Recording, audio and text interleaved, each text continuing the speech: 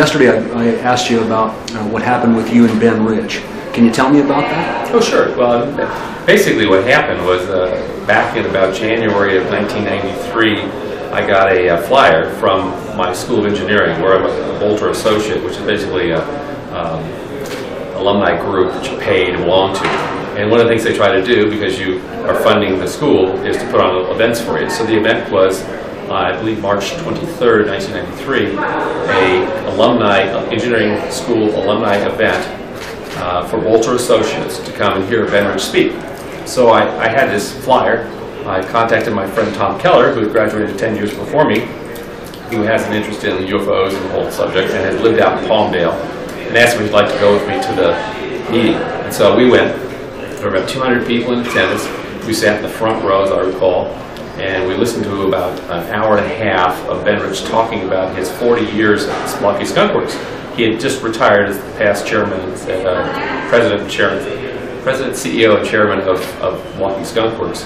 And he was just sharing slides from YouTube, everything from the U-2 all the way up until, I believe, the F-117. And so this was about 30, 40 slides. He was showing a lot of different aircraft that they had built at the Skunk Works. But when he finished, the last slide was a black disc zipping off into outer space. It was a slide, so we kind of had the artist's swish marks on it, zipping off into outer space. And he ended the talk with the words, "We now have the technology to take E.T. home." And the entire place busted up laughing. And Tom and I just looked at each other like, did he just say what we think he said? Because Tom and I had done our own trips out to Area 51 together in a van and stayed overnight and observed some pretty interesting things. So we said, we've got to find out more about this. So there was a polite Q&A session, and then the meeting ended. And about 25 people followed him up to the front of the room to kind of gather around him after it was all over and to talk. And he basically had these conversations with people. And so it started off with very polite questioning, and it turned to more direct questioning. Like, you mentioned this ability to take E.T. home. Can you tell us more about that? And so he basically said that there's an error in the equations, and it was plural. We've discovered what it is, and we now have the technology to travel to the stars and take E.T. home, I think is the way he actually said it. And so he wouldn't quite go into any more detail. I mean, I asked him once or twice, like, how does it work? He didn't really want to go there. After it was all over, he turned around and said, I have to go now. There were maybe down to about 8 of us. And he started to walk away, and I followed him. He was walking to his car. I followed him in the room, and I said, Mr. Rich. And he turned around and looked at me, and looked me up and down, like, who are you? And I said, hi, I'm Jan Harrison, I'm an alumni.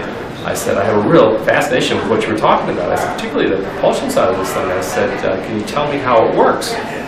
And he said, well, let me ask you, how does ESP work? And I took about 2 steps back, and I thought, I wasn't expecting a question, I was looking for an answer. And I just quipped real quickly. I said, I don't know, all points in space and time are connected. He looked at me and said, that's how it works. He turned around and walked out of the room. So, I mean, those are the 3 biggies that he talked about. I mean, there's a lot of other stuff he talked about, but it's basically, we now have the technology to take E.T. home. Number 2, there's an error in the equations. And I'm thinking that's Maxwell's equations, but I don't know.